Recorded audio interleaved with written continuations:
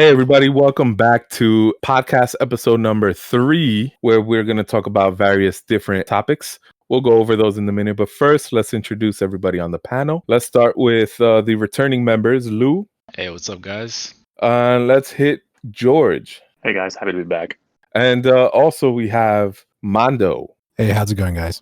Mondo, thank you for coming. We're happy to have you. And happy to have the returning members as well. For today's topics, we just have a few. We're going to talk about next-gen prices. I did make a video about that, so I'll link it up above. You guys want to go check that out. But stay here first, listen to the podcast, then go check that out. We're also going to talk about WWDC conference, was just recently. We'll go over that in detail. And then some rumors about WB being bought over by Microsoft. The topics that we're going to cover, we're going to talk about the $70 price tag, possibly for next-gen games. I did make a video about that. I'll link it above. Check it out. We're also going to talk about WWDC 2020. So we'll get in detail about that. We're also going to talk about WB and the potential of them being bought by various companies. So let's start with the $70 price tag. Where did this number come from? Well, 2K just released their pricing on their games, and the next-gen version of the base model is going to be $70. Wow.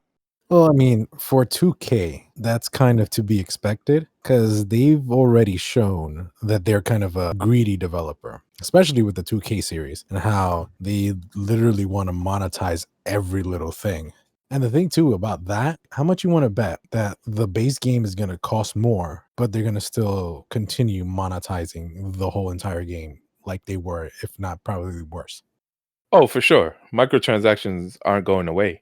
Yeah, I think that's just going to be a part of their games going forward. I don't think the $10 increase in games should come as a huge surprise. Like, I mean, I guess it's kind of weird that we first kind of are getting the news of that or are getting an indication of that from the 2K games. But like, we've had $60 games for the past 2 generations. So I think, I mean, I think we've been due for a price increase for a while now. So it doesn't come as that big of a surprise. But hold on.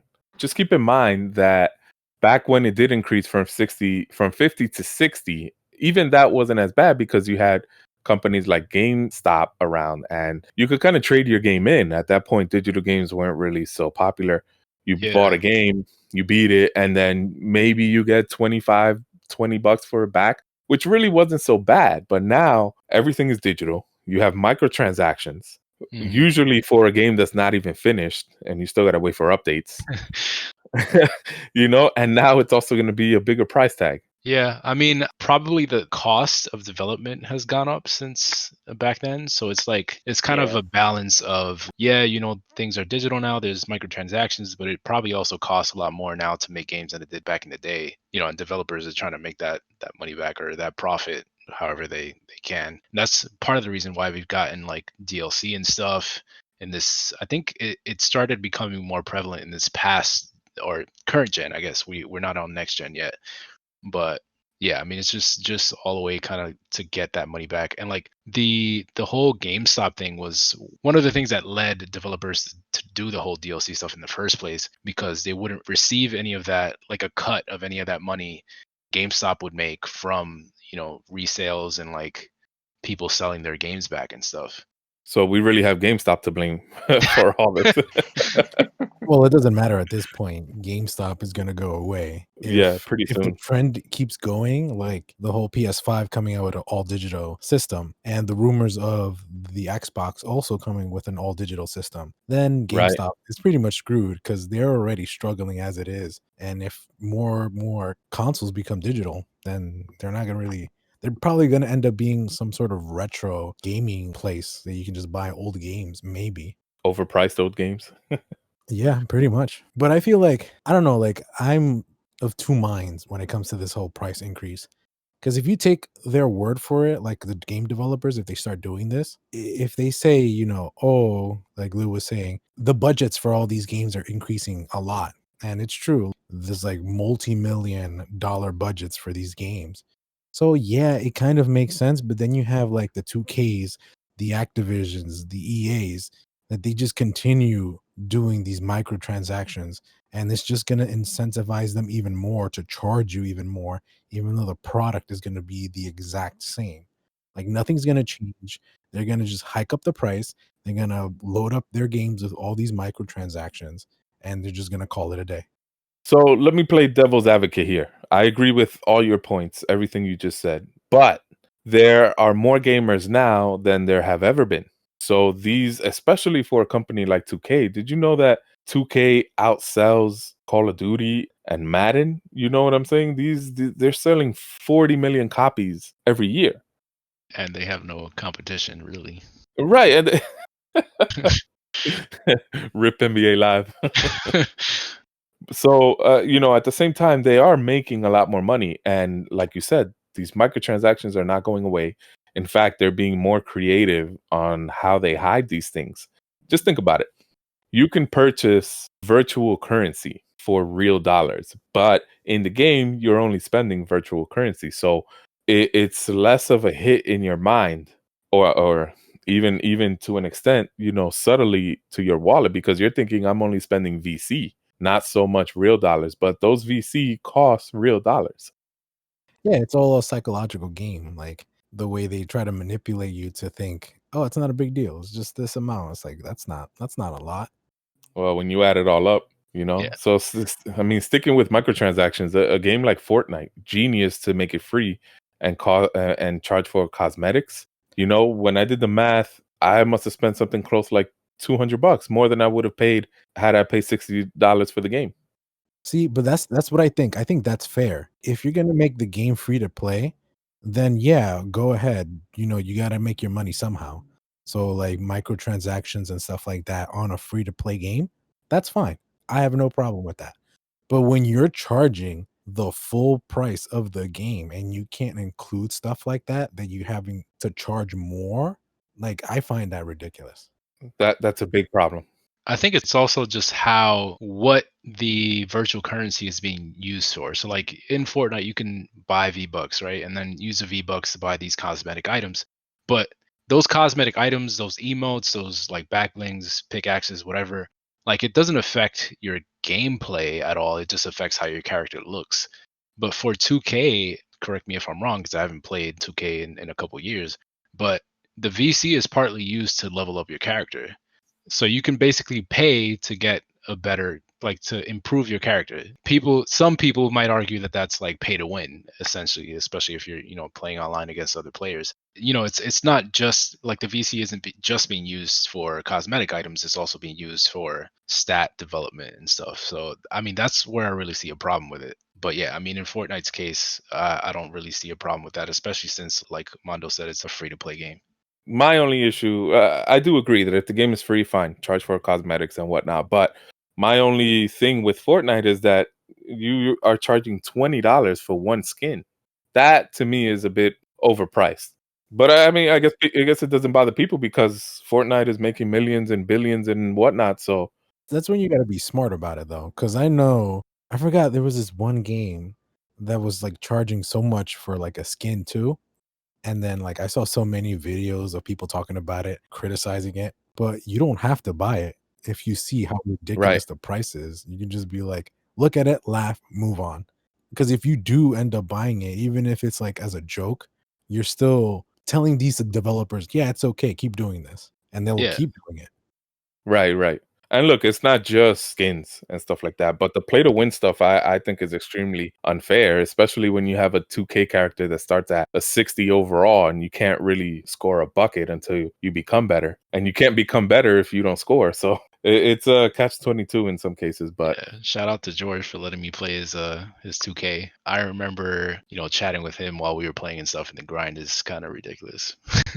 to be fair though, in 2K's defense, you picked up 2K18, which was the worst when it came to grinding.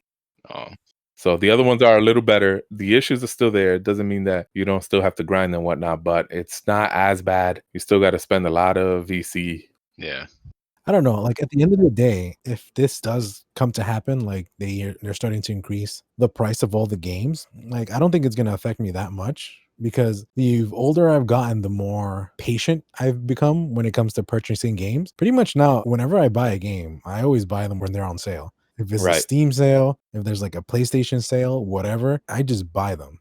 I just usually wait when it's like Black Friday or like right now, Steam just had a summer sale. So I just like buy a couple of games and then that's it. I don't really buy games at full price anymore unless it's like something that I really, really, really want. I just wait for sales. And that's a smart way to do it, but not everyone has that patience. That's true because when it comes to like 2K sports games and stuff like that, you can't really wait because then the next year another game comes out. If you Right. want to play the latest one, you kind of have to buy it. Somebody mentioned earlier, I forgot who it was. I think it was you, Mondo, that 2K is becoming one of those greedy companies like EA. And I agree 100% with that, to the point where if you notice what they're doing this generation of the next 2K21 that's coming out, if you purchase the $100 game, that's the only way you get whatever their smart delivery version of the game is. And it's going to be the opposite. So let's say you purchase the $100 Legendary Edition for this gen, you're getting the base model next gen. And then vice versa. If you purchase the Legendary Edition next gen, you're only going to get the base model for this gen. And I don't think that's right. I think if you pay for the Legendary Edition, you should get the Legendary Edition on both. Cyberpunk was very clear and open, and Microsoft has even spoken to a lot of the developers, letting them know, hey, you can't charge for an upgrade.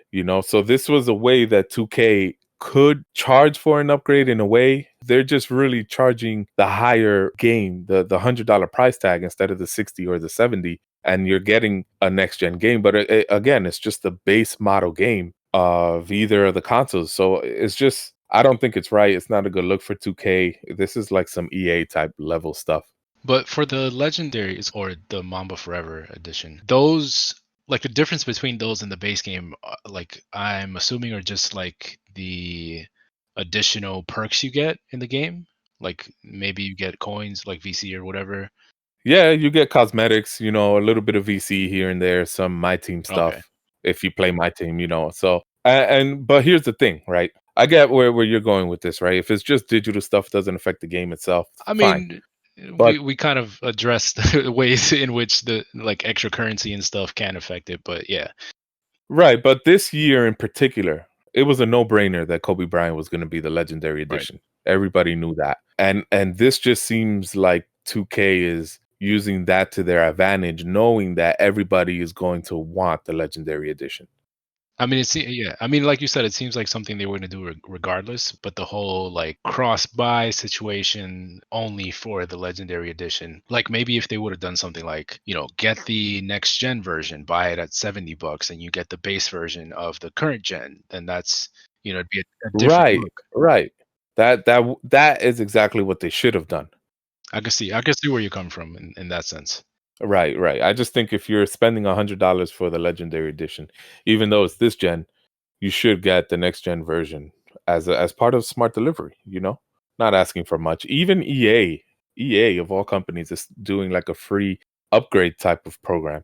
You got to sign up and do it through their website. They're trying to make it as inconvenient as possible for you not to do, and then you end up buying another game. But at least they're doing it. 2K is. It's just not a good look for them. And me personally, I don't know about everyone else on the panel, but me personally, I'm going to hold out on getting the next gen version. I'm not going to give them the satisfaction of the extra money. Yeah, I'm feeling the same way. Right. Might even catch it on a sale just so they make less. The best way would be just to buy it used and not give them any money at all. Ooh, that would be the best way. Maybe help GameStop a little bit. Keep them open for one more day. So now again, if you guys saw the video I made about the $70 price tag, my theory is that the $10 increase is going to be across the board. When I say across the board, that means the controllers are going up in price. PlayStation Now, Xbox Live, and then we've already, well, it's not confirmed, but some rumors are that the Miles Morales game, which we know is supposed to be like an expansion similar to Lost Legacy and First Light. Each of those were expansion DLCs, or let me not call them DLC. They were expansion games, and they were at a $40 price tag. The rumor now is that the Miles Morales game is coming in at a $50 price tag. So we're already seeing the $10 increase. Yeah, once that floodgate is open, everybody's going to go through that. And you know what? Now other companies are looking at this too and saying, well, 2K started it. Let's raise our games to 70 also. Yeah. I mean, I want to imagine that this is something that all studios and developers were considering doing anyway, but 2K is just the first we heard about it. That's just what I imagine. It very well may be true, but the first one is always going to be the one to take the heat. Yeah.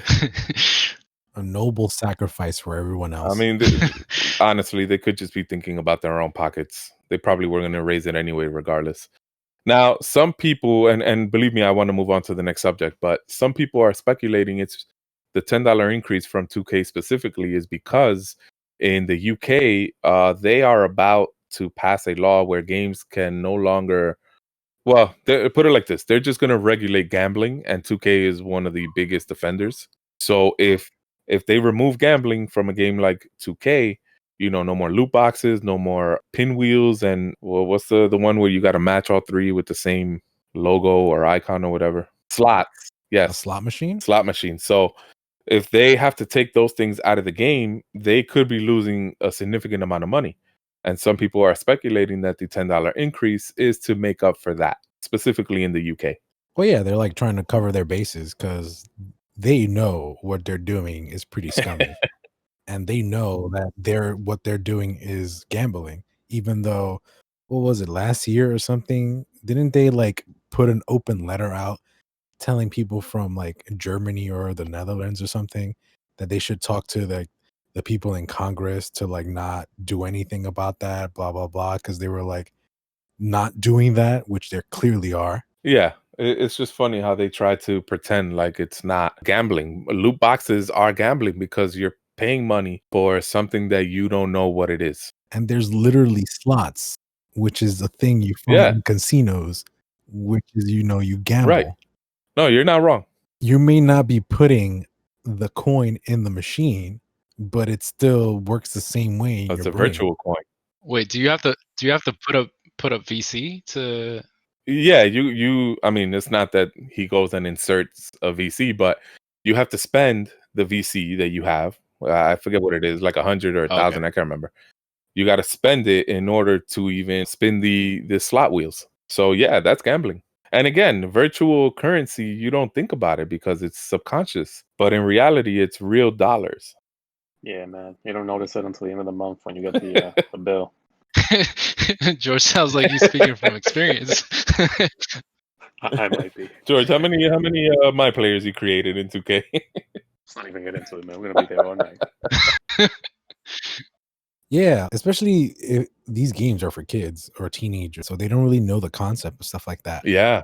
Or people that are like have problems with gambling, it's kind of an instant gratification. Unlike actual gambling, if you lose all your money, you'll know right away you lost all your money. But that, at the end of the month, you'll get that bill. Right. So like that instant gratification of like, leveling up your character or getting all this stuff, you won't feel it right then and there. You'll just feel, oh, I achieved something in the game. And then later on, you'll be like, oh man, where did all this money go? Right. No, I hear you 100%. All right, so let's move on. I think we spent enough time on this. So next on the list, we had the WWDC Worldwide Developers Conference by Apple a couple weeks ago now, 2 weeks ago. So we're a little late to the party when it comes to talking about this on the podcast, but I did make a video recapping everything that they announced. Let's go over a few of those things and talk about them here. So let's start with iOS 14. Lou, you want to take over? After seeing like the new changes and stuff that I saw in the highlights and your video, like I did do some looking into iOS 14. Some of the stuff looks really interesting. This is like, I guess me just like the Android user looking at it from that perspective. Something you covered in your video, the widgets, stuff like that, things they brought over from WhatsApp. Let's talk about that, right? Let's talk about all the things that they stole from other platforms. Let's call that. Okay. Whoa. Stole such an ugly word. Borrowed. Innovated. Okay, I like that. Yeah, exactly. That's an Apple word. So for context, right? Me personally, I was for many years an Android user, and I switched to iOS 6 years ago now, and I haven't looked back. George, you are a iPhone user and have been for many years. Lou, you used to be an iPhone user and switched to Android. I actually went from Android to iPhone, then back to Android. Then I played around with iPhone again, and now I'm back on Android again. Okay, for now. For now. So, Okay. And Mando, you were an iPhone user for several years before switching to Android last year. Yeah, it's been pretty much a year since I switched. Right. spent a little time with Windows Phone too, but Yeah, we don't talk about that one. Which is a shame too. Windows had a phone? I actually had high hopes for Windows Phone when it first came out, but that didn't See, pan out. the thing obviously. about Windows Phone, it was really nice. The OS was really nice. The tiles and stuff like that. It was very snappy, very good. And it had the best But the camera. problem was, I don't know. I don't really remember using the camera that much. The No, Nokia yeah, the ones? Nokia ones, those had the best cameras out on the market at the time. No, I had a Samsung one, a Windows Phone. I didn't even know Samsung made that. Nobody supported it. That's the problem. The phone could have been Yeah. nice. The OS could have been nice. Like everything is nice. But if there's no apps, there's no nothing, then what's the point of having it? You are 100% correct. That's probably the biggest contributor to like whether or not you actually keep a user base. There's been several platforms that have come out, like Palm OS, I think that's what it was called. WebOS. Okay, I don't know if it was called WebOS when it was on the Palm devices. Yes, WebOS. So there was WebOS. There was before that even like BlackBerry, right? They had apps and stuff too. I think they weren't to the level that we have now, but if you don't have developers supporting the phone with apps because of the fact that you don't have a big enough user base, then it's not going to take off. And you know what? What's the BlackBerry? They did have a strong following all of those BlackBerry devices that everyone had. Mm-hmm. When they put out the next BlackBerry that was supposed to compete with iPhone and Android, it really wasn't a bad phone. I just think that they had gotten to the market a little bit too late on that. And they were very dependent on the physical keyboard when the world had moved on. Yeah. And then, they even had a deal with Android that the Android apps would work on the BlackBerry OS. I can't remember at the moment what the OS was called, but they had a deal for a little while. It's just that the BlackBerry fad was over. Well, the thing with that is too that BlackBerry wasn't the BlackBerry market more towards business. It was. Yeah, so I don't think people like in business doing business using their phone for business were actually trying to find all these apps for their phone. They just wanted stuff that functions properly because to them their phone was a tool, not a toy. Yeah, but these are the same business people that started leaving BlackBerry in favor of iPhones. Yeah, because the iPhone started catering to them. Right. That's why. Right.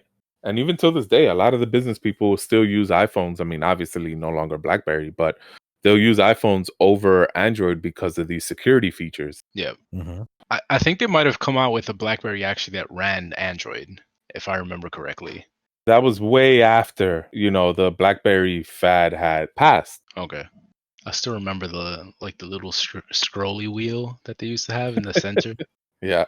Wouldn't those like mess up after a while? Like it wouldn't track properly? That's right. And that's why they moved on to the one that was like flat and it kind of tracked you like a trackpad. I personally never had a BlackBerry. I just went straight from Windows Phone to Android and then straight to iPhone. And in fact, I'll tell you this, I was very happy with my Android world. The only reason I switched to iOS was because when I bought my car, this is back in 2014, when I bought my car, it came with a free iPad. It was just a promotion, nothing special. Ooh. Yeah, it wasn't bad at all. This just happened to be around the same time that the iPhone 6 came out, and somebody had a used iPhone 6. This was like brand new within a few weeks of launch. Somebody had one brand new that was like used for a couple of weeks, and they were selling it for an almost unbelievably price. It was just so low, I couldn't pass it up. So I got it. I tried it for like a week, and then next thing you know, I'm getting text messages on my iPad, and I'm like, whoa, what is this? And that's the first time I found out about the integration between the two. And then also coincidentally, I was in college and I needed a new laptop. So I went with a Mac and the integration followed me there too. So it was like, it started with a free iPad, but the ecosystem kept me there. Yeah. And it's been keeping me there since. That's probably the biggest thing, or my biggest complaint about Android, is that they don't really have an ecosystem. Yeah. There's nothing on there to the level that that Apple has for sure. I think we've talked about before, like Samsung is probably the closest to that, and it's still not even close to what Apple has going on. I don't know. I feel like when I switched over to the Android, it was pretty good. Like obviously, yeah, Apple has its own ecosystem that everything connects to everything. I don't know, maybe because I don't really have that much devices, but like connecting to Android and like just moving stuff through from my iPhone to the Android, and then I can like seamlessly connect to my computer, like my desktop computer through my Android too. Like I feel like it's a pretty, at least for me, pretty good ecosystem, even though I don't have a lot of devices like connected. Well, I wouldn't call it an ecosystem, but it is a great feature, right? That's the biggest downside to iPhone, is that it's nowhere near the customization availability of what the Android users have. No, what I mean by that is like through the Google Drive, like everything is connected Oh, there, okay, okay. and then I just like, yeah, like you just need to sign in and do stuff like that, and it's fine. But that's also available on iOS. I can just download all the That's Google true. apps. Yeah, I mean Google makes sure that all their apps work well on the iPhone too, because it's like they know that It's there's a a big big market. user base. Yeah, exactly. Yeah. And like, And that's why it was easier for me to like transfer from Apple to Android because of that. Right, right. Lou, you were gonna say something about the customization? no, I mean just the level of freedom that you get on Android that you wouldn't get on Apple. And there's kind of like there's pros and cons to that. So like something like the Apple's ecosystem, the way their devices work well with one another, the fact that they make their own processors, like all that kind of stuff works to their advantage in certain ways because they can do things like integrate all their products. They can squeeze out the most performance possible from their devices because they're the ones building the software, they're the ones building the hardware, and they know how to integrate everything as best as they can. On Android you don't really have that because you have all these manufacturers doing their own thing. You have different specs on different phones, different price ranges. So it's like it's harder to develop on Android because you have to take into consideration all these different devices. That's why you typically find that apps perform better on iPhone devices because devs know what they're working with when they develop apps. Like I remember, I think I read not too long ago, and this is just kind of like a recurring article that comes up every once in a while about the fact that the cameras, produce better images on Instagram, Snapchat, all those kind of apps when you're on iPhone than when you're on Android. Because for Android, the apps have to use like I don't want to say generic, but like a kind of one fits all kind of like API or whatever it is to connect to Android cameras. Whereas on iPhone, like they know the specs for every device and they can optimize for that. But that's the biggest flaw for Apple as well, though. That how you were saying that they, do their own chips, they have their own hardware. Because of that, they're like, well, you can't get this experience anywhere else. So we're going to charge you an arm and a leg for all our products. And that's kind of what makes the whole Android thing better because you have all those manufacturers and they're trying to sell their products, so they would probably make something cheaper than other people, and then that's where you as the consumer get a better deal, and probably with something like with good specs. I mean, that's pretty much what I did because I was coming from iPhone 6, Right. and then like I saw the OnePlus 7 Pro, and it was like, whoa, looking at the specs at the time, because I was actually contemplating about getting the new iPhone at the time. But then I'm like seeing this and it's like comparable to that, and it's like literally half the price.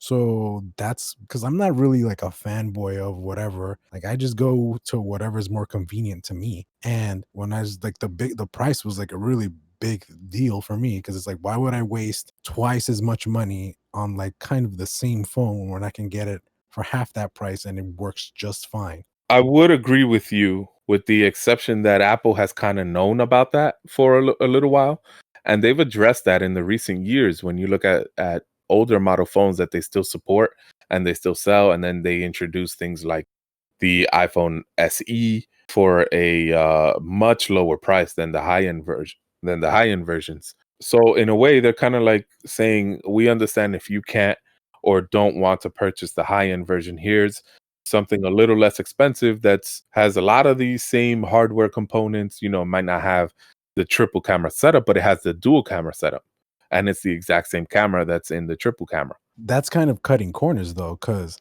at the time, I guess the one that was like that was the R. The XR, which is now the regular iPhone. Yeah. So that was the one that was kind of similar in price, because when I bought my OnePlus, it was like $750. Okay. And I believe that one, the Apple one, was kind of the same price, but it's like vastly inferior because the OnePlus was pretty much on par with the main flagship iPhone. So you're still paying the same price, but if you were trying to get the Apple product, it's going to be way inferior versus the OnePlus, which is pretty much on par with like the Apple, like the flagship Apple one. But going back to what Lou was saying, they do optimize their phones. So even though the hardware is less on paper, when you do benchmarks and things like that, they tend to be faster than Android phones. Now, I'm not saying it's the SE is faster than the OnePlus 7. I'm not saying that, but I'm saying usually, typically, the iPhones tend to run better on less hardware than the Android comparable would. Yeah, I mean, I think there's like I said earlier, it's kind of like there's pros and cons to all of that. Like you were mentioning, the hardware, the fact that they make the hardware and the software means that they can optimize for it, get the best results possible, so they can do more with less. So like when you look at something like, I don't know how much RAM the OnePlus recent phones are up to now, but like if you look at just on paper, if you look at the amount of RAM, you have on a OnePlus and you look at the amount of RAM you have on an iPhone, it looks like the OnePlus phones have, more RAM or like way more RAM, but like Oh, they're running away with it. yeah, but it's like it's how effectively are you using that? Like how is your Right. OS tapping into that hardware to create the best experience possible?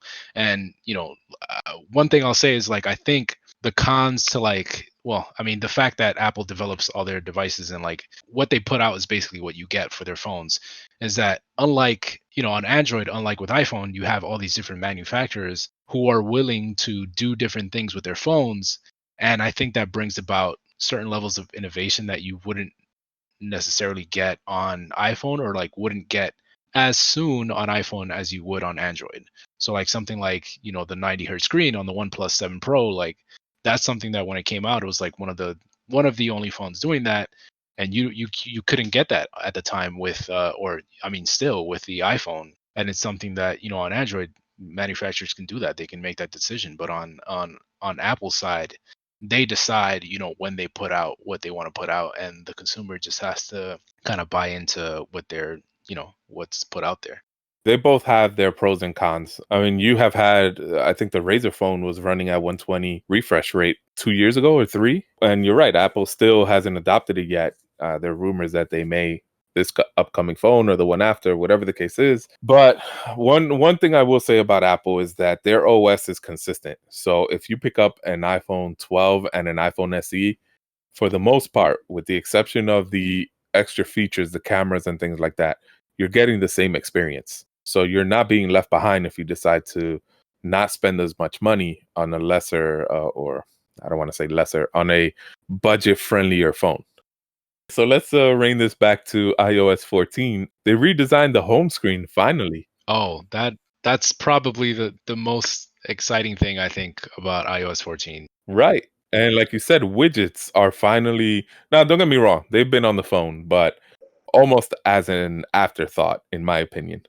Now they're actually in your face on the home screen and adjustable, customizable, however you want. So I'm actually kind of interested because I know you've been on Android, so you know what using widgets kind of feels like and stuff. But I'm interested in hearing from George about what he thinks about the whole widget stuff and the changes coming to iOS 14, being someone that's been on iOS this whole time and hasn't really had access to that kind of stuff.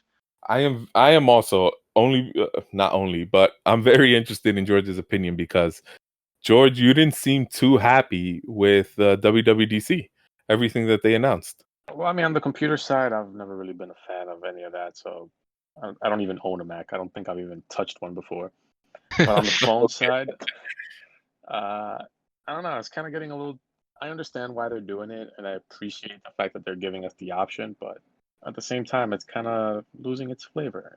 Like it's pretty much iOS Android. I'm seeing it as. or they're adding more flavor into the mix. I guess, but when you add more, you lose its original flavor, I guess you could say. So just kind of going on the whole widgets thing, right? This is like one of the big new features. Do you like, from what you saw of like how widgets function and stuff like that, is that something like you wouldn't see yourself using, or like you don't see how you'd use it personally, or just I in mean, I general? probably will. I mean, why not? It's there. So. Yeah, it's not George like is I'm like, Strawberry. you know what? I don't like this, but I'll give it a shot. Next thing you know, I George mean, has I might as well. a homepage full of widgets. Technically, it wouldn't be the first time I use widget. I use widgets on an iPhone. Okay, Through right. The like ones on the side. No, I mean like through Cydia and stuff like that back in the day. Oh, Jailbreaks. Yeah. yes. But listen, a lot of these things that they've done to iOS 14 have come straight from the jailbreak community, in addition to Google, Android, WhatsApp, Facebook. But Oh, most definitely. yes, some of the stuff, like for example, Siri taking up the whole page. I mean, that was probably really high up on everyone's list on the jailbreak community. Why does she need to take up the whole page to answer a question? Or why, when I get a phone call, I have to sit there for 30 seconds before the thing goes away and I can't use my phone? So these are the things that they address. The way they did it is very almost identical to what the jailbreak community has come up with. Oh, of course. Or what Android has been doing. So on Android, you get a notification or it looks like a notification at the top, and you can select to answer or not respond or whatever. But but can you swipe it away like you can now on iOS 14? Yeah, you can. Oh, okay. I didn't know that. I think the only time it shows up on the whole screen on Android is if you're not actually using the phone. Like if you have the phone down, like on the Right.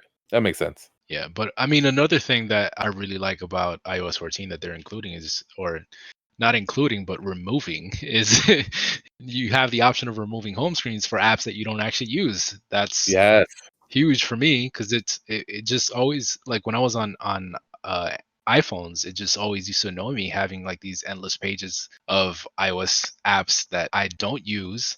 Like I literally have a folder called useless, where I just put all the where I just put all the apps that I'd never used, and it would just sit on the homepage, and now you can get rid of it, which is awesome. See, Lou, that's a new move right there. You have to like move the folder all the way to like the third or fourth page. Voila. You never see it. That's right. No, but Lou is right. I have the same folder. Mine, I'm a little more nice about it. Mine is called miscellaneous, but useless. Wow. I'm fancy with that. I called it utilities. Utilities. Okay. I like that. So Lou, we don't know for sure, at least not yet. I personally haven't downloaded the iOS beta, which by the way is out to the public now. There's the iOS 14 public beta is out, as well as the developer version 2, I think they're up to. And for the most part, every week they release a new developer beta, and every other week they'll release a new version of the public beta, which is the latest developer beta version. So I personally don't have it. I use my phone for work and stuff like that, so I don't want to risk it on my main phone. My wife, however, she has it on her phone and she loves it. So I haven't really gotten a chance to test it out too much because it's her phone. But I think you can reorganize your apps on the app library how you want it, not just however Apple suggests. And I think that was a key feature for you, right? Yeah, I mean, I think you can change the category names and stuff like that. I'm not sure how that works as far as just like how it automatically separates them out into like these different like categories and stuff. I know you can still, like, if you switch over to, I don't know what it's called on iOS 14. I just know it looks like the app drawer in in Android, but It's the app library. Okay, app library. So you can Yeah. when you hit on when you tap on the search bar, it shows Mhm. like a list of all the apps in alphabetical order, I believe, which is similar to some of the ways you can do it on Android. But yeah, I'm not sure about the categories as far as like how much you can customize it. It is interesting. I know they also have like the suggested category which like auto populates or whatever, which is pretty cool. That's something that was also on Android to a certain degree. So like I know on the Pixel 3 XL and on the Pixel 3 XL, there's like a row when you bring up the app jar where it has like a suggested kind of row of apps based on like what you use and stuff.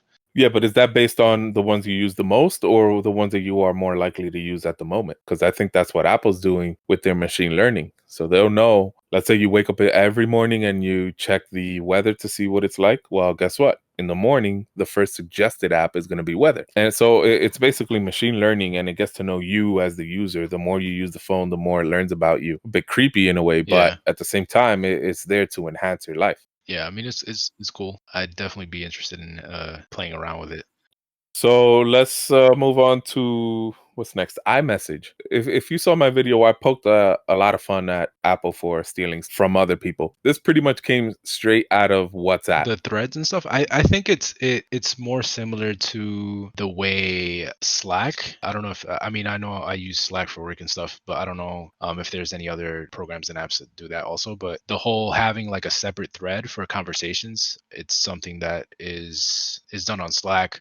The mentions you can do on Slack also. I know you can do that on WhatsApp. But on WhatsApp, I think the way they handle the replying to chat messages, it's I don't know, like I feel like there's pros and cons to both sides. So like on WhatsApp, you're essentially quoting a message, a prior message, so it kind of it gives you the context of what you're replying to when you reply. So like when someone sees the message that you send, you can see the prior message that you're replying to. But on the new iMessage setup, you have like a separate thread where you're responding to like a specific message. But in that thread, you can have like kind of a similar situation where it's like people are responding to each other but don't know what message exactly they're responding to. I mean, I guess that's why they have the whole mentions thing there where you can like mention someone specifically so they know that you're responding to them.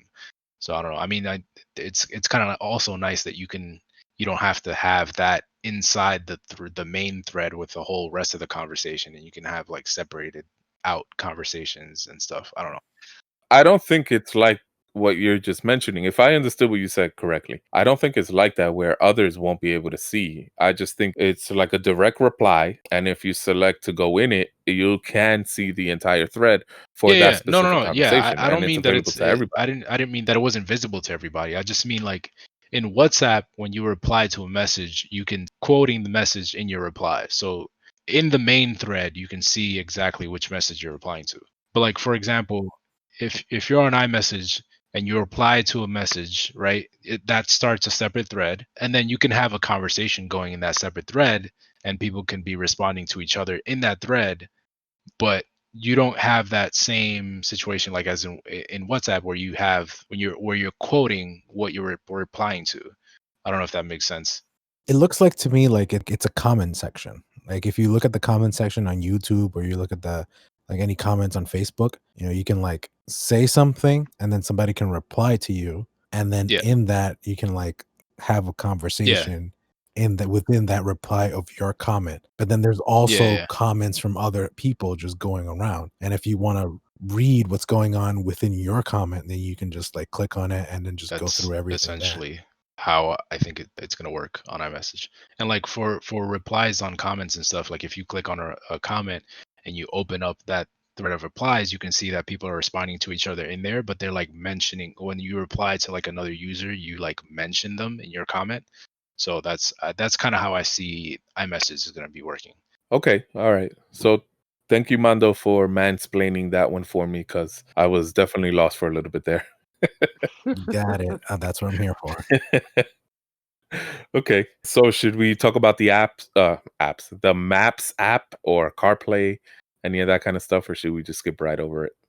I mean, it kind of looks like a Pokemon Go kind of thing, In Pokemon Go, they have like little monuments and stuff like that they kind of obviously it doesn't go into detail, but that's kind of what it reminded me of. A little bit.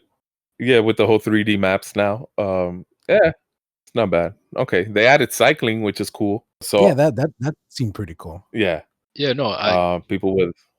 Go ahead. I don't want to cut you off.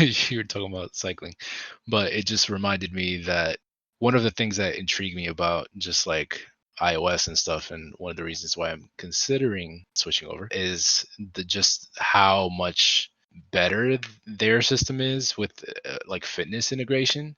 You know, especially if you have the Apple Watch, like a lot of the tracking and stuff is just like not comparable to what you can get on Android as far as just like a uniform experience across the OS. So yeah, that's one of the interesting things I think.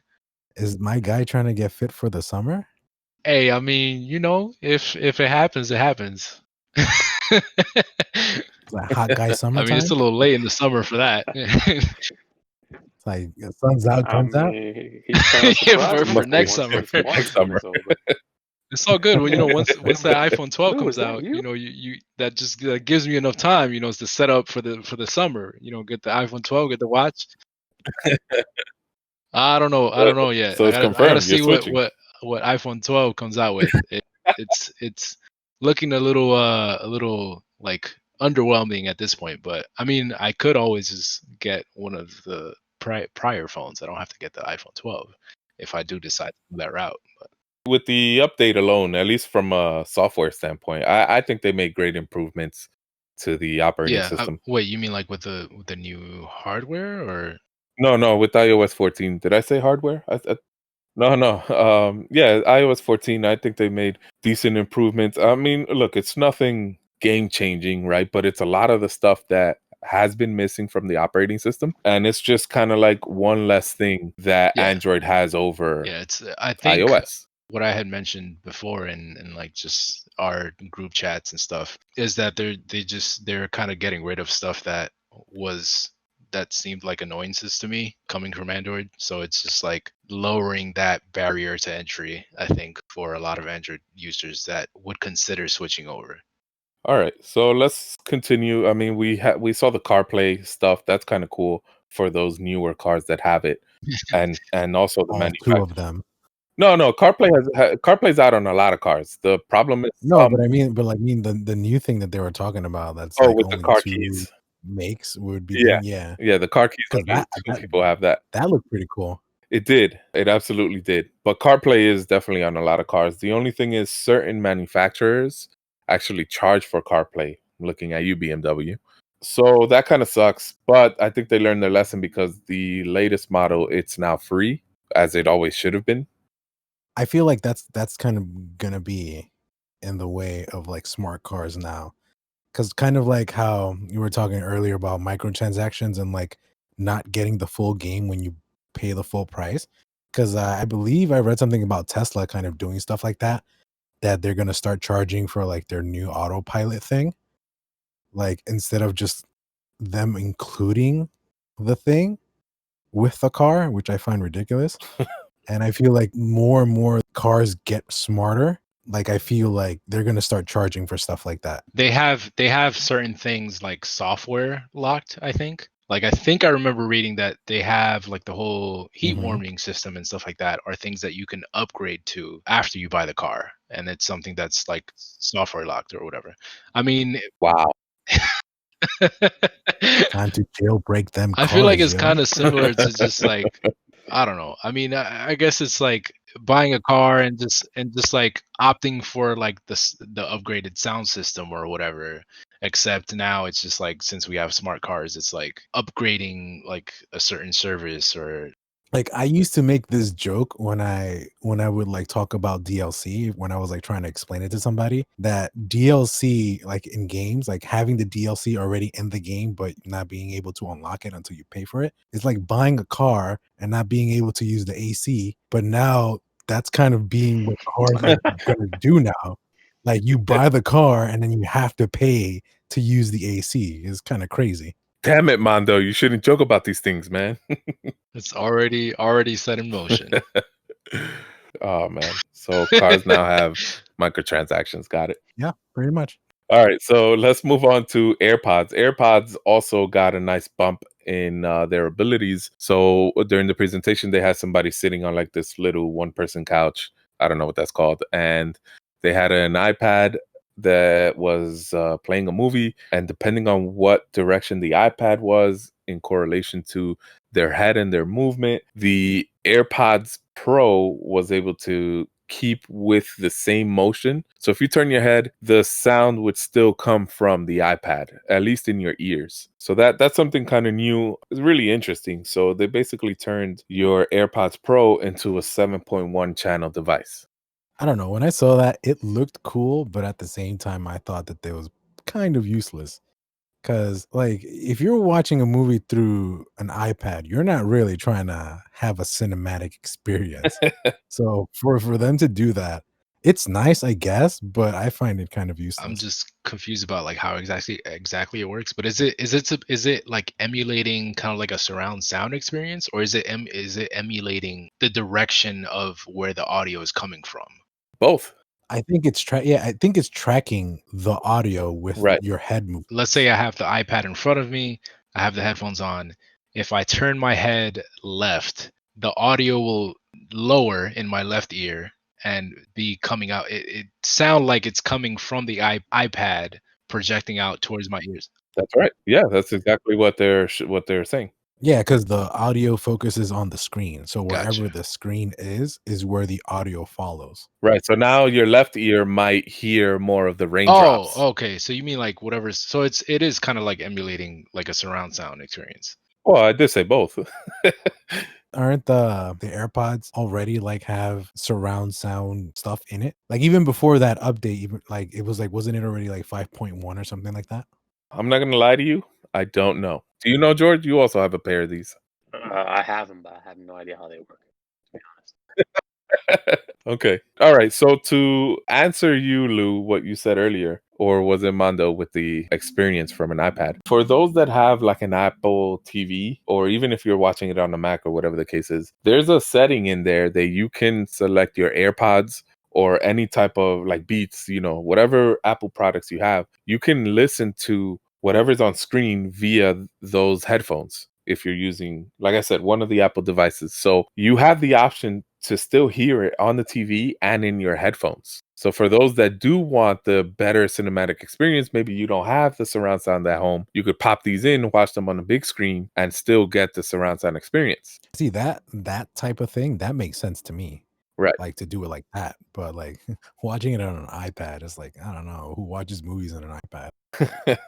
I think they just grabbed an iPad for the simple fact that a lot of people do travel with their iPad. Yeah, that makes sense to me. But I do see the benefits of having all these features. And again, which is kind of cool. Like, whenever I want to watch something on Netflix or any app and my wife is sleeping, I just pop my headphones in. It's all seamless, honestly. It's seamless. Though the same way it would connect to your phone, to your computer, your laptop, whatever it is, it connects right to the Apple TV. You don't have to do anything. All right, so it's compatible with 5.1, 7.1, and Dolby Atmos. So let's move on to the watchOS 7.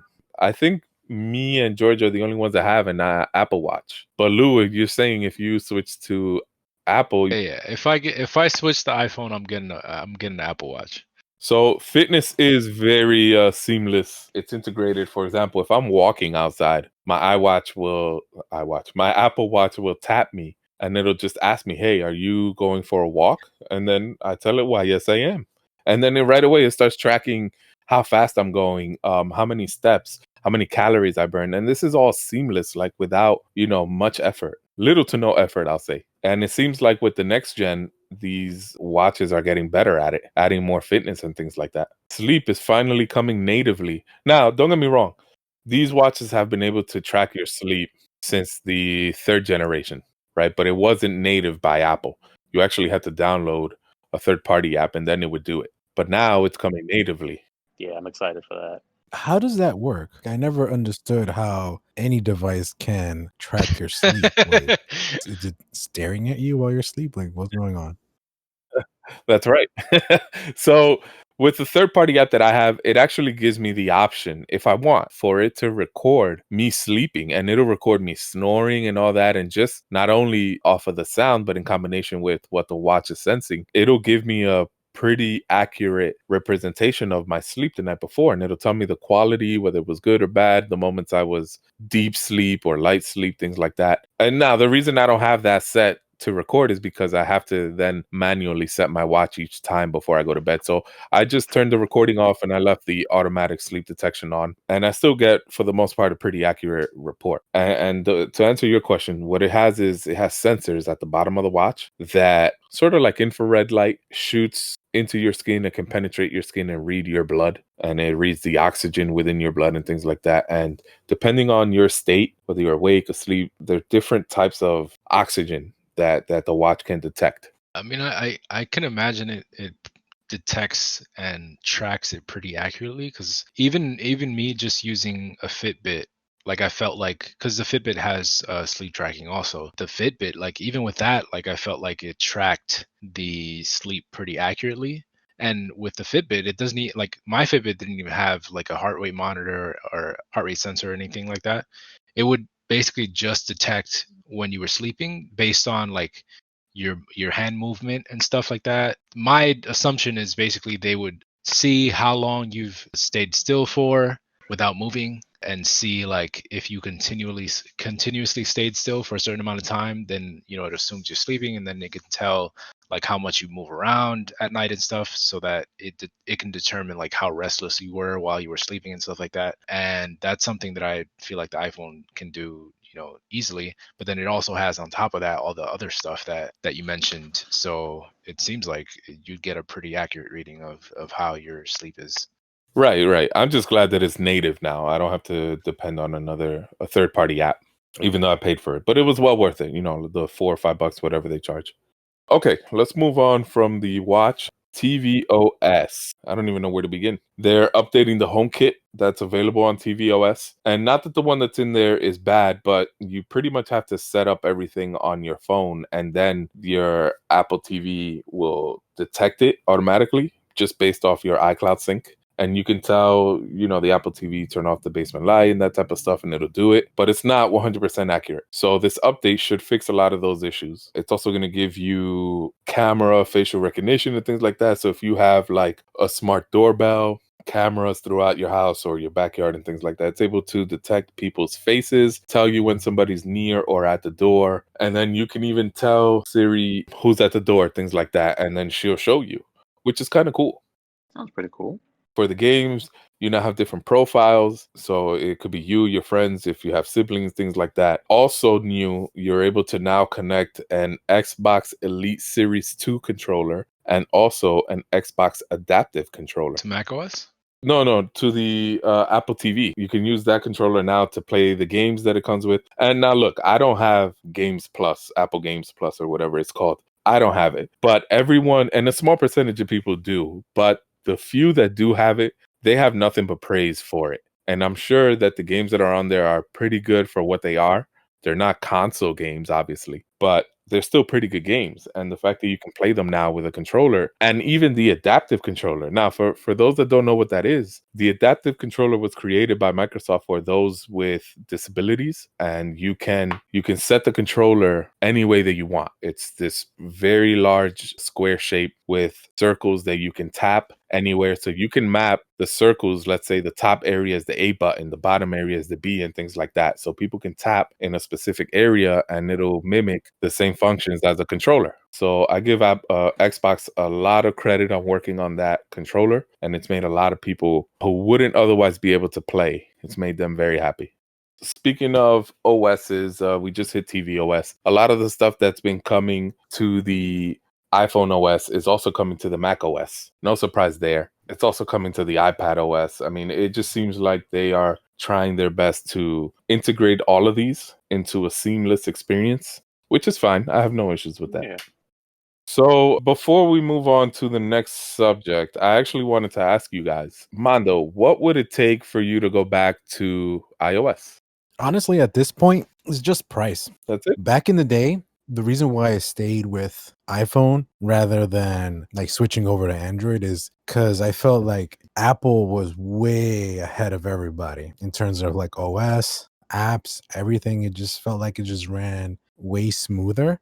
But now, like me getting this Android, which is like the first Android I've ever like, messed around with in any capacity, Mhm. I did not feel at all. And this is me being with an iPhone for, I don't know, like the last 10 years ish. Wow. Like I did not feel like I missed an iPhone at all because it felt so similar. The apps run the same. It's very snappy. Just like everything, the whole experience just feels fine. It didn't feel different. Like maybe it looks a little different, but everything just feels the same. So it's just price at this point. If other manufacturers start making cheaper phones that are like have the same like high specs, I'd rather go for those than something that's like same specs or similar specs, but like way overpriced. Okay. So what about you, Lou? You have Android now, and you dabbled a little bit with iOS, but you didn't like it enough to stick with it, and now you're debating on going back.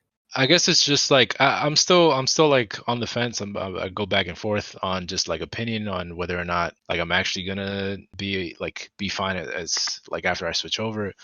We've talked about before just like some of the things that I feel like I might run into that are things that I've been able to do on Android that I wouldn't be able to do on iOS. Like, use your phone as like a basically like expandable storage, with your computer, like just the amount of freedom you have on Android. Like I'm not yet 100% sure that that would get taken away from me on iPhone would be, I'd be okay with, as far as like switching over. But like I mentioned earlier, there's like things that they've done to like lower that hesitancy, when thinking about switching over. And there's like, there's pros to moving over that we've discussed as far as just like performance with hardware, like app polish, that kind of stuff. Just the extent to like amount of time they support their devices for. If I ever wanted to get into app development, the ease of app development for iOS, a whole bunch of things that, would be pros on that side. But, Android still has pros on its side as well. So it's like, it's kind of just balancing the two.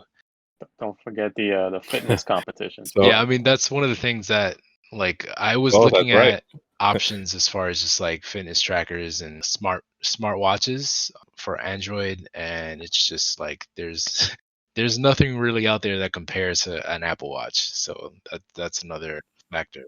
Who knows? Who knows though? Like That's an because understatement. Google bought Fitbit. They bought Fitbit and they also bought Fossil, right? So the Fossil's like been one of the companies that have probably made like outside of Samsung, right? Have probably made some of the better. Well, Samsung doesn't make Wear OS devices, but Fossil has made like probably some of the best Wear OS devices.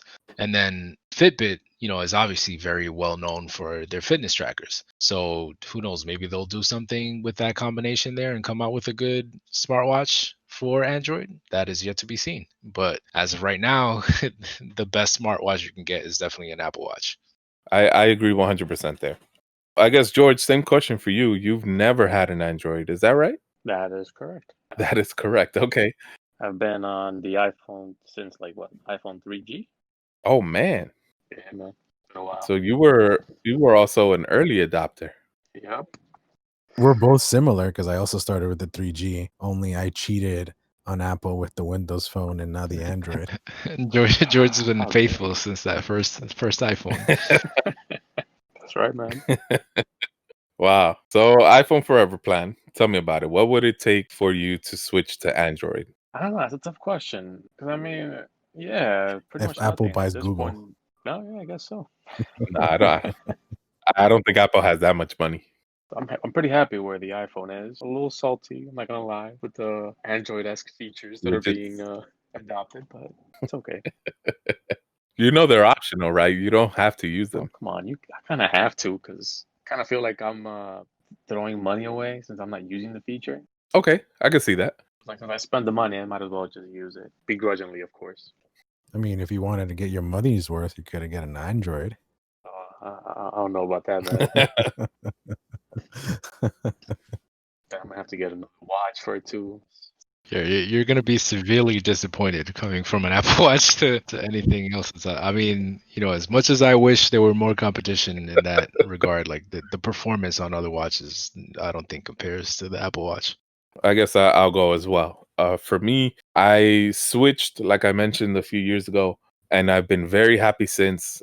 The ecosystem is what's kept me. So if Google and Android were to ever adopt some type of ecosystem, I mean, how many years into Android are we that they're still using SMS? You know, and there's a reason why apps like Messenger and WhatsApp are so popular, because you don't really have an integrated option. So you kind of have to go look elsewhere in these third-party apps. For me, that's all that it's really about. If they have some type of ecosystem and where it's easy, convenient, what I really think that they should do, they should partner up with Microsoft and have it so that Windows and Android integrate almost seamlessly, kind of like how Macs do with the iPhone.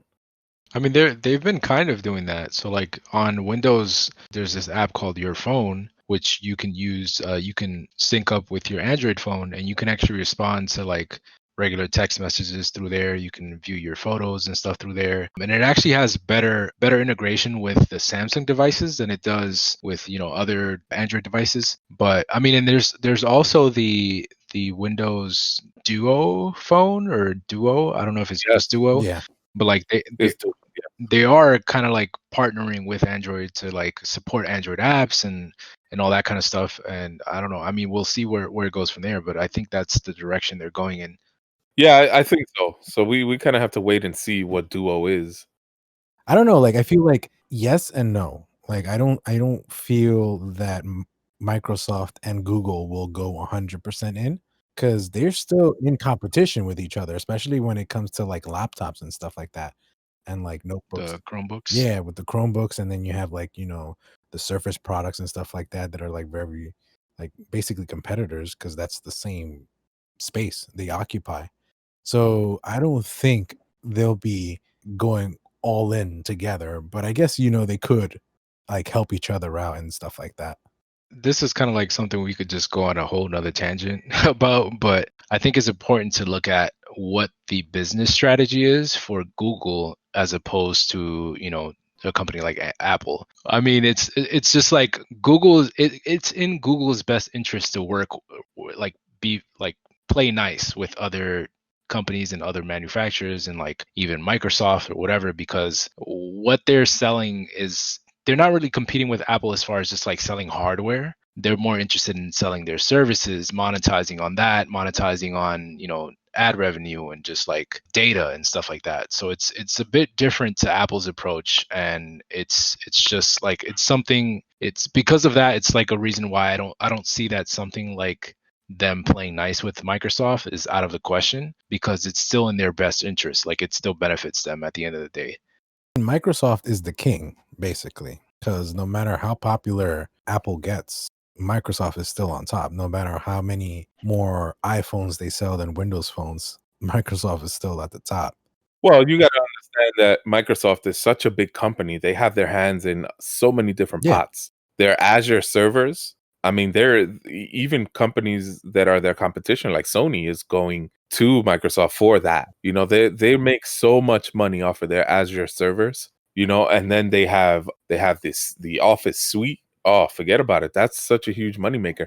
I've never worked at a place ever where they don't use the Office suite. Or Windows, just Windows in general, even though they probably use Windows XP, but still Windows. No.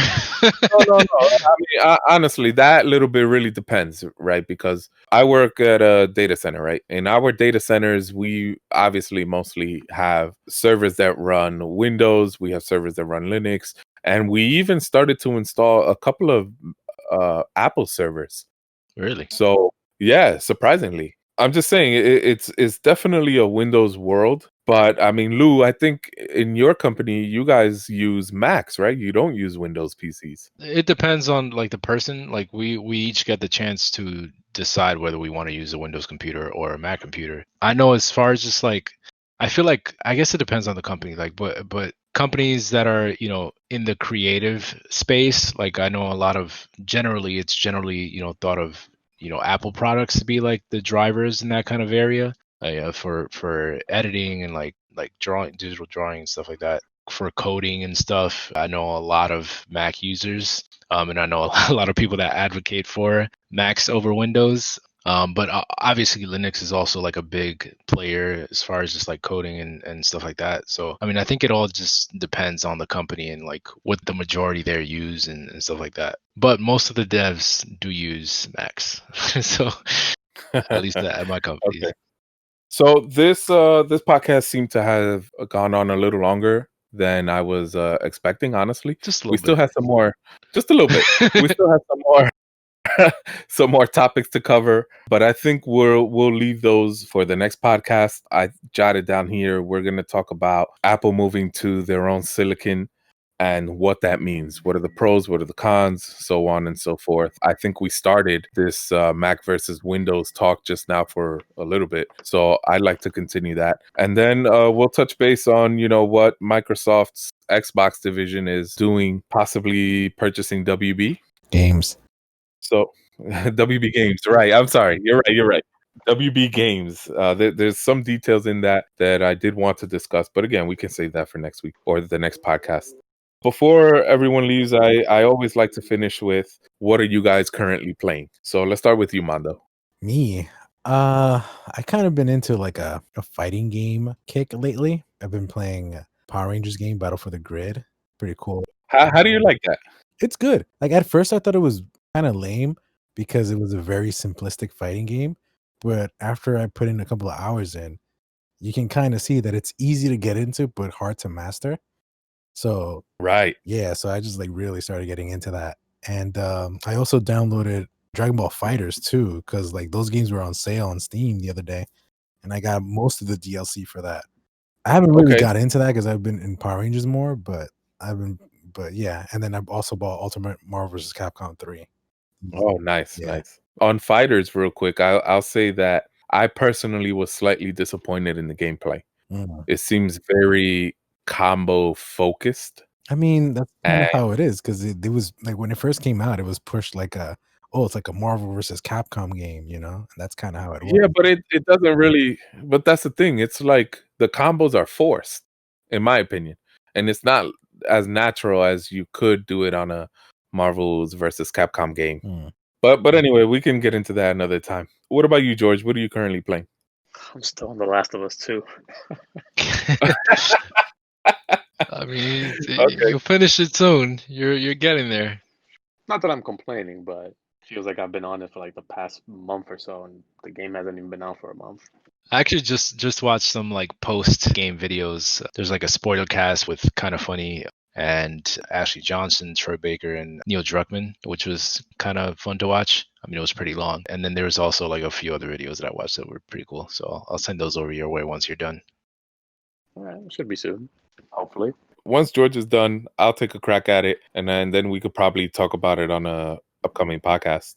Okay. Sure. You're gonna, well, I don't know. For me, I needed to give it some distance before I could really like just get back into all of that. It's a little intense when you first play it and you first finish it. It's a little fresh, but like once you give it a little space, it's probably best to talk about it after that. Yeah, but how long is it going to take me to beat it? It's not going to be a week. No. I don't mean like the length of time it takes you to beat the game. It's just like how emotionally demanding the game is. I got you. Yeah. So what about you, Lou? What are you playing? Obviously, you just finished Last of Us 2. Yes. I mean, but I finished that like a couple weeks ago, probably. I'm trying to finish off Strider, but I keep getting wrecked in the last section. But I mean, The last boss? not the last boss, the elevator ride leading up to the last boss. Yeah. I'm sure you remember that fun segment. But yeah, I mean, I've also like brought up the fact that one of my favorite multiplayer games is getting a remake. An early access for that is coming out in a couple days. So I'm probably What's that game again? Paragon. Paragon. Okay. Yeah. So it's they have a few remakes, but the one that's coming out on early access is probably the furthest along at the moment. I'm gonna hop on that to see how I enjoy it and stuff. But yeah, I mean, And is it also called Paragon, or is it going to be some other wild name? No, it's called Fault. Fault. So it's okay. like a successor, not an actual remake. Right. I mean, I don't know how much you guys want me to go into details on that, but I kind of talked about it with a few of you guys before.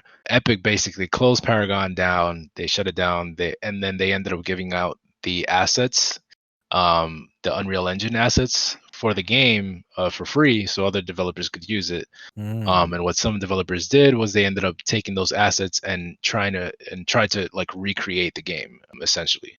And that's what these different projects have been doing. And the Fault is coming out with their early access version of like their remake of the game, but they're also trying to make it so that they come out with all the content that was in the game originally, but they also produce their own original content because they're serious about carrying the game forward and like officially releasing the game and supporting it and all that stuff. So basically it became into like the public domain essentially, that anybody can do it.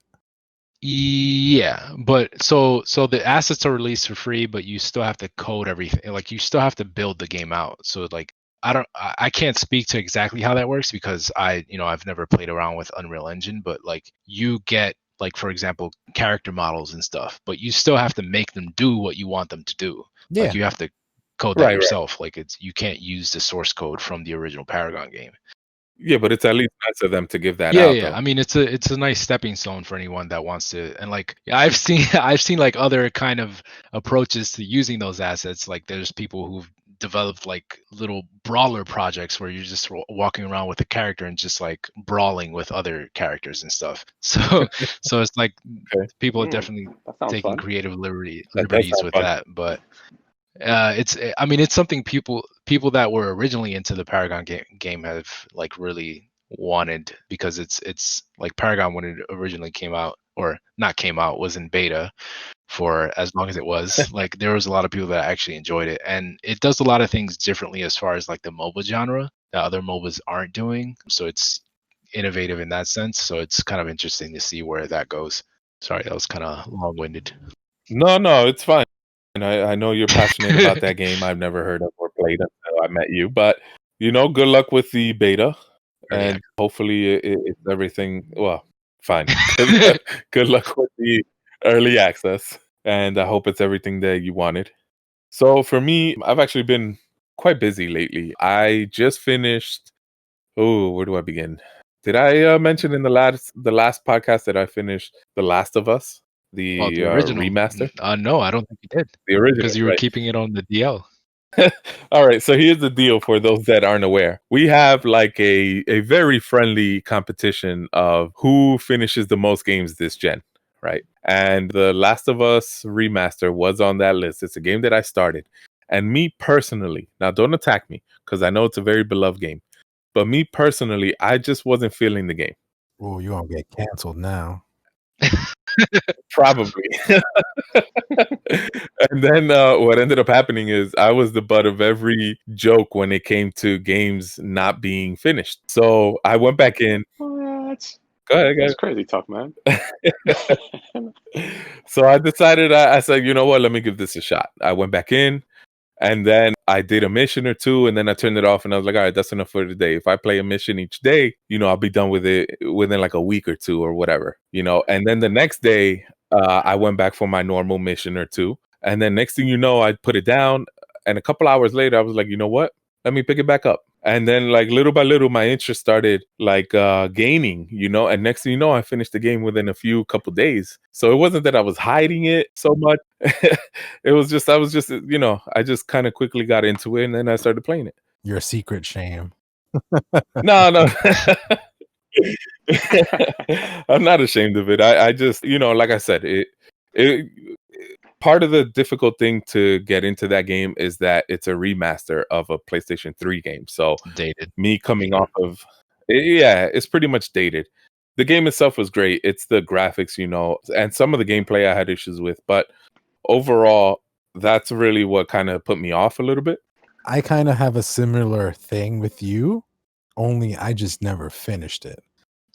Because I was telling Lou this, that I mean, I've owned the game for a very long time, because I kind of bought so many games for the PS4 that they're just still there, and I haven't played any. So during this quarantine, I was like, well, I have a lot of time, might as well. And I just couldn't get into it. I know the game is great. I know a lot of people like it, the story and all of that, but just the gameplay itself, it was very clunky. I didn't like it. It was. Whoa. No, look, I know you guys love that game, but the gameplay really was. I don't know. I've had Yeah, better. exactly. all.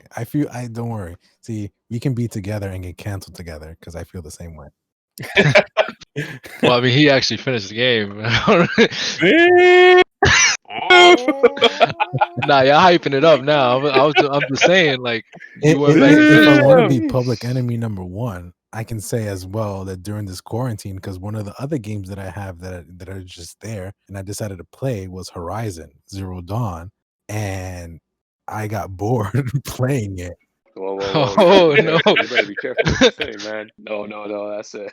I'm not saying it's a bad game because it was fun for a bit, and then I just got bored, and then I just stopped playing it. But like I said, the difference between that and The Last of Us, the first one, is that I actually did enjoy Horizon. It's just like I got too distracted in the nature and like hunting animals that's all I did, and then I just got bored. So, Mando, I am going to agree with you 100% with Horizon. It is a really fun game, but there were just so much gameplay issues that I had with the game that it made me really frustrated. Listen, we could get into the issues with Horizon another time. Isn't it supposed to release on PC soon? Maybe we could talk about it. Yeah, Then. I mean, yeah, I was thinking about getting it on PC so Right. I can fully appreciate it and like my computer instead of the PS4, like the regular PS4 that I have. Okay, so then let's do that. Let's save that topic for that game for when it's about to release on PC, and then we'll touch up on it. But I am with you so far. So let's see. The other things I've been playing, I hit the Uncharted collection. I beat all 3 games. I've been playing Minecraft Dungeons with my wife. And let me tell you, that game, I know a lot of people said that it was, like an average score, an average game, but it is actually a lot of fun and very difficult. Now, that could be that because it's just me and my wife, we're not playing a 4-player team like the game is supposed to be. Maybe that's why. But we're having tons of fun. And also, just yesterday, I finished Dead Rising 4. I was kind of rushed to beat that one because it's leaving Game Pass today, actually. I just rushed and I beat that over the course of like 3 or 4 days. And that's pretty much it. Nice. Not bad. Again, this podcast went on a little longer than we'd like. So let's go ahead and end it here. If you managed to listen all the way to the end, I thank you from the bottom of my heart. Thank you for subscribing. Share this video with a buddy or two. Like, comment, all that good stuff. And stay tuned for the next podcast and also upcoming videos. Take care. Thank you.